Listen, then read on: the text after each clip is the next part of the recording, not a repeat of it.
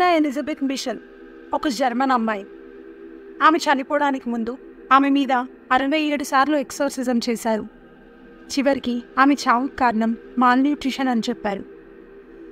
అయితే ఆమెది సహజ మరణం కాదు. ఆమె తల్లిదండ్రులు ఇంకా అప్పటి ప్రీస్ట్ల వల్ల జరిగిన నెగ్లిజెంట్ హోమిసైడ్ అని అంటారు. ఇది నిజంగా జరిగిన కథ. మరి ఆమె కథ ఏంటో తెలుసుకుందాం. నా పేరు శ్రావణి చక్రవర్తి. మీకు రియల్ స్టోరీస్ ఇంకా మిస్టరీస్ వినడం ఇష్టమైతే నా ఛానల్ని వెంటనే సబ్స్క్రైబ్ చేసుకోండి. స్టోరీ మొత్తం విన్న తర్వాత మీకు నచ్చితే లైక్, షేర్ చేయండి. ఇక కథలోకి వెళ్తే, యానలీస్ జీవితాన్ని కథగా the exorcism of Emily rose అనే మూవీ కూడా తీశారు. ఇంకా రెక్వియం, యానలీస్ ద ఎక్సార్సిస్ట్ టేప్స్ అనే మూవీస్ కూడా ఆమె జీవితంలో జరిగిన సంఘటనలే. యానా ఎలిజబెత్ మిషెల్ని మన కన్వీనియన్స్ కోసం యానా అని పిలుచుకుందాం. యానా 21 సెప్టెంబర్ 1952లో వెస్ట్ జర్మనీలోని బవేరియాలో పుట్టింది. యానా పుట్టింది, పెరిగింది ఒక క్యాథలిక్ కుటుంబంలో. తను చాలా రిలీజియస్, చర్చ్కి బాగా వెళ్ళేది, దేవునిపై నమ్మకం ఉండేది. అయితే సెప్టెంబర్ 1968లో యానాకి 16 ఏళ్ల వయసున్నప్పుడు మొదటిసారిగా స్పృహ తప్పి కింద పడిపోయింది. తరువాత అదే రోజు రాత్రి ఎవరో తన గుండెల మీద బలంగా ప్రెస్ చేస్తున్నట్టు ఉందని చెప్పింది.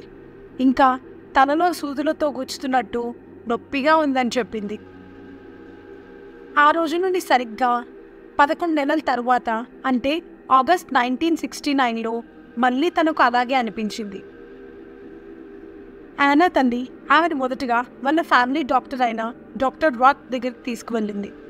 తర్వాత ఆయన రికమెండ్ చేయడంతో న్యూరాలజిస్ట్ అయిన డాక్టర్ లూతి దగ్గరకు తీసుకువెళ్ళింది. డాక్టర్స్ ఆమె బ్రెయిన్ని స్కాన్ చేసి చూసి ఎలాంటి ప్రాబ్లం లేదని చెప్పారు. నెక్స్ట్ 2 years మళ్ళీ తనకు 2 times అలాగే పెయిన్ వచ్చింది. ఈసారి కూడా డాక్టర్స్ బ్రెయిన్ని స్కాన్ చేసి ఎలాంటి ప్రాబ్లం లేదనే చెప్పారు. ఈసారి అంటే 4వసారి 1972లో మళ్ళీ బ్రెయిన్ స్కాన్ చేసినప్పుడు ఈఈజీ రిపోర్ట్లో చిన్న చిన్న ఇర్రెగ్యులారిటీస్ కనిపించాయి. 1973లో తనతో ఎవరో మాట్లాడుతూ ఉన్నట్టు ఆమెకి ఎప్పుడూ వాయిసెస్ వినిపిస్తూ ఉండేవి. యానాకి తన గదిలో ఉన్న మేరీమాత విగ్రహం చూస్తున్నప్పుడల్లా విగ్రహం కళ్ళు నల్లగా మారిపోయి చేతులు చాపి తననే పిలుస్తున్నట్టు ఫీల్ అయ్యేది. యానా సెప్టెంబర్ 1973లో న్యూరాలజిస్ట్ అయిన డాక్టర్ లూతిని మళ్ళీ కలిసినప్పుడు తనకు రకరకాల దయ్యాలు కనిపిస్తున్నాయని, ఇంకా తనకే దయ్యం పట్టినట్టు ఉందని చెప్పింది. యానా తనకెప్పుడు ఏదో వేస్ట్ కాలుతున్న స్మెల్ వస్తుందని చెప్పేది. కానీ తన చుట్టుపక్కల ఉన్న వాళ్ళు ఆ స్మెల్ తన దగ్గర నుండే వస్తుందని చెప్పేవాళ్ళు. తర్వాత వాళ్ళమ్మ ఒక చర్చ్ ఫాదర్ని కలిసింది. ఆయన పేరు ఫాదర్ ఆల్ట్. నవంబర్ 1973లో యానా ఒక సైకియాట్రిస్ట్ని కలిసింది. అతను ఆమెను డయాగ్నోస్ చేసి ఆమెకు ఎపిలెప్సీ అనే డిసీజ్ ఉందని చెప్పాడు. ఆమెకు టెగ్రిటాన్ అనే మెడిసిన్ హై డోసేజ్ ఇవ్వడం జరిగింది. జూలై 1975కి వచ్చేసరికి యానా పరిస్థితి బాగా విషమించింది. ఆమెకు అసలు నిద్ర పట్టేదే కాదు. తను స్పైడర్స్ని ఇంకా ఫ్లైస్ని తినటం మొదలుపెట్టింది. తన యూరిన్ని తనే తాగేది. ఒక్కటే చీకటి గదిలో ఉంటూ ఎవరిని కలవడానికి ఇష్టపడేది కాదు. యానాకి దేవుడి బొమ్మలు, పోస్టర్స్, ఇంకా చర్చ్ బెల్ సౌండ్స్ లాంటి రిలీజియస్ థింగ్స్ చూసినప్పుడు, విన్నప్పుడు పిచ్చెక్కిపోయేది. తను దేవుడికి సంబంధించినవేవీ భరించలేకపోయేది. యానా తన గదిలో ఉన్న దేవుడి బొమ్మలన్నిటినీ పగలగొట్టేసింది. గోడల మీద ఉన్న దేవుడి ఫొటోస్ అన్నిటినీ చింపేసింది. తన దగ్గరకు వెళ్తే తన సిస్టర్ని పట్టుకొని బొమ్మలాగా దూరంగా విసిరేసింది. యానా లోపల ఏదో మానవాతీత శక్తి ఉందని కూడా తన సిస్టర్ చెప్పింది. తనకు తినడానికి యాపిల్ ఇస్తే దాన్ని కూడా ఒక్క చేత్తోనే పిసికి పక్కకు విసిరేసిందంట. అవన్నీ చూసిన ఫాదర్ రోడ్విక్ అనే ప్రీస్ట్ ఎక్సార్సిజం చేసే ప్రీస్ట్ని కలిసి యానాకి దయ్యం పట్టిందని కన్ఫర్మ్ చేశాడు. ఆయన యానాకి ఎక్సార్సిజం చేయడానికి బిషప్ దగ్గర అప్రూవల్ తీసుకున్నాడు.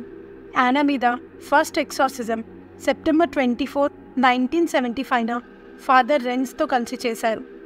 ఎక్సార్సిజం చేస్తున్నప్పుడు మొత్తం 42 టేప్స్ కూడా రికార్డ్ చేశారు. ఆ రికార్డింగ్స్ నుంచి కొన్ని క్లిప్స్ ఇప్పుడు మీరు కూడా వినండి. Aber das Grausalz ist mir so blöd. Ja, ja, meine, wenn sie den Raum. Die Kalada erzählen. Ordensführung. Priesterbekleid. Ja.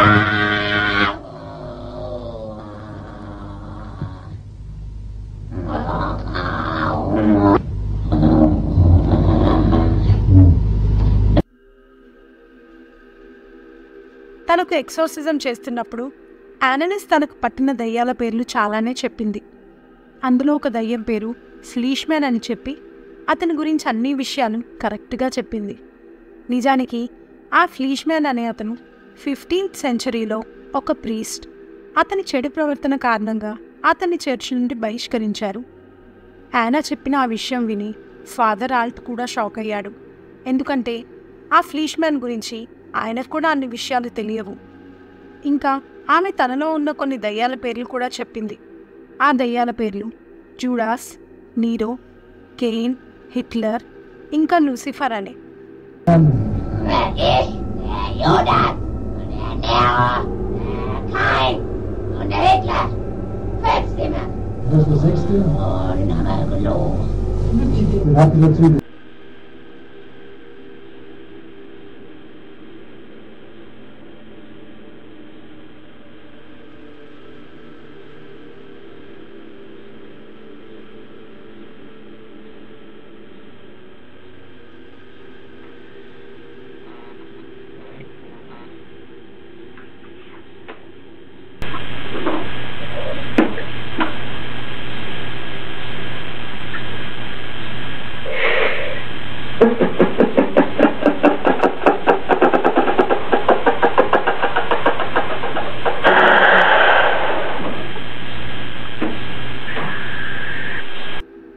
ఆ తర్వాత మే 1976 వచ్చేసరికి ఆమె సిచ్యువేషన్ ఇంకా సీరియస్గా మారింది.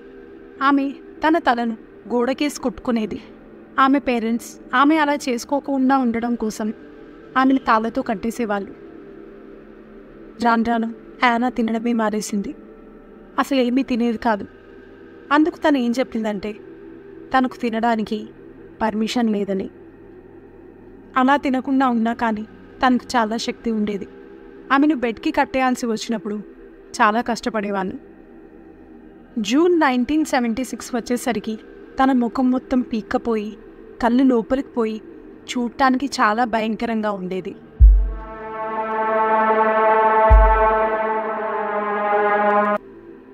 తనకు హై ఫీవర్ ఉన్నా సరే డాక్టర్ని చూడటానికి ఒప్పుకునేది కాదు. జూన్ 30, 1976న తనకు ఇంకోసారి ఎక్సోర్సిజం చేశారు. ఆ నెక్స్ట్ డే మార్నింగ్ యానాని చూడటానికి తన పేరెంట్స్ తన గదిలోకి వెళ్ళేసరికి తను అక్కడ చనిపోయి ఉంది. తనకున్న కండిషన్కు తనకు మెడికల్ ట్రీట్మెంట్ ఇస్తే తను రికవర్ అయ్యేదేమో అని తన పేరెంట్స్ మాత్రం ఆశలన్నీ ప్రీస్ట్లు చేసి ఎక్సోర్సిజం మీదే పెట్టుకున్నారు. యానా 23 ఏళ్ళకి అంటే 1 జూలై 1976న అసలు ఏమీ తినకపోవడం కారణంతో చనిపోయింది. ఆమె చనిపోవడానికి ముందు రోజుతో కలిపి మొత్తం 67 సార్లు ఎక్సోర్సిజం చేశారు. అన్నిసార్లు ఎక్సోర్సిజం చేసినా అవేమీ కూడా ఆమెని కాపాడలేదు. ఆమె చనిపోయిన రోజున ఆమె బరువు జస్ట్ 30 కిలోలే. ఆమె చనిపోయిన తర్వాత ఆమె చావుకు కారణమైన ఆమె పేరెంట్స్ని ఇంకా 2 ప్రీస్ట్లను అరెస్ట్ చేశారు. 1978లో కోర్టులో ఫైనల్ జడ్జిమెంట్కి హాజరుపరిచారు. ఆ ప్రీస్ట్లు ఇద్దరూ కూడా తమ డిఫెన్స్ కోసం యానా మీద ఎక్సోర్సిజం చేస్తున్నప్పుడు రికార్డ్ చేసిన ఆ 42 టేప్స్ని కోర్టులో సబ్మిట్ చేశారు. ఇంకా ఐ విట్నెస్లను కూడా పిలిపించారు. అయితే అప్పుడు మెడికల్గా ఎందుకు ప్రొసీడ్ అవ్వలేదు అని జడ్జి అడిగినప్పుడు నాకు యానానే వద్దని చెప్పింది. చట్ట ప్రకారం అది తన హక్కు కాదు అని బదిలిచ్చారు. నిజానికి ఆమెకి మత్తుమందిచ్చి బలవంతంగానైనా సలైన్ ఇంకా ఫ్లూయిడ్స్ లాంటివి ఎక్కించి ఉండవచ్చు. ఎవరైనా పేషెంట్స్ ట్రీట్మెంట్కి నిరాకరిస్తే చట్ట ప్రకారం అలానే చేయాలి. ఫాదర్ ఆల్ట్ ఫ్రెండ్ అయిన డాక్టర్ రిచర్డ్ రాత్ 30 మే 1976న యానలీస్ని చూడటానికి వచ్చాడు. అయితే ఆమెకి ట్రీట్మెంట్ ఇవ్వడానికి కాదు, జస్ట్ క్యూరియాసిటీతో చూడటానికి వచ్చాడు. అయితే అప్పటికే ఆమె మొహం మీద గీతలు పడి ఇంకా కళ్ళు నల్లగా మారి ఉన్నాయంట. ఆమె ఎక్కువసేపు మోకాళ్ళ మీద కూర్చొని ప్రేయర్ చదువుతున్నట్టుగా నిద్ర కూడా పోకుండా అలాగే ఉండటం వలన ఆమె మోకాలు చిప్పలు విరిగిపోయి ఉన్నాయంట.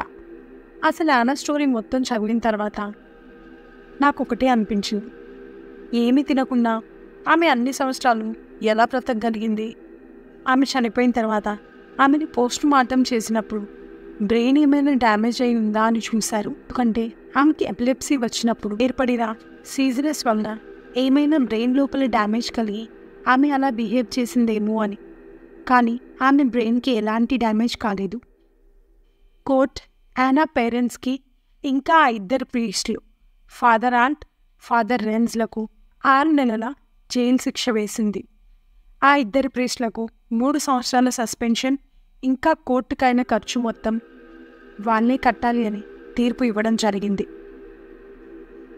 ఇంకా కోర్టు ఏం చెప్పిందంటే, యానలీస్ తన గురించి తాను నిర్ణయం తీసుకునే సిచ్యువేషన్లో లేదు కాబట్టి ఆమెను మెడికల్ కేర్కి పంపించి ఉండాల్సింది అని.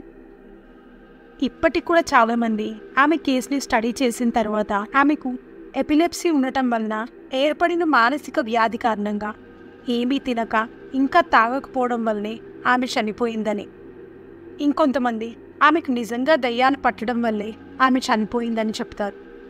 ఆమె చనిపోయిన 2 సంవత్సరాల తర్వాత ఆమె పేరెంట్స్ యానాని తాము తొందరలో ఉండి ఒక చీఫ్ కాఫీలోనే పూడ్చిపెట్టామని పర్మిషన్ తీసుకొని మళ్ళీ ఒక మంచి ఓక్ కాఫీని తెప్పించి 25 ఫిబ్రవరి 1978లో తిరిగి మళ్ళీ పూడ్చిపెట్టారు. అలా బయటకు తీసి ఆమె రిమైన్స్ని వేరే కాఫీన్లోకి మార్చేటప్పుడు ఆమె బాడీ అంతా కంప్లీట్గా ఏమీ పాడు కాలేదని చెప్పారు. అలా రెండోసారి ఆమెను పూడ్చిపెట్టేటప్పుడు ఆమె పేరెంట్స్ని కానీ ఇంకా ప్రీస్ట్లను కానీ చూడొద్దని చెప్పారు. మరో రియల్ స్టోరీతో మళ్ళీ కలుద్దాం. అంతవరకు నమస్తే. Thank you for watching.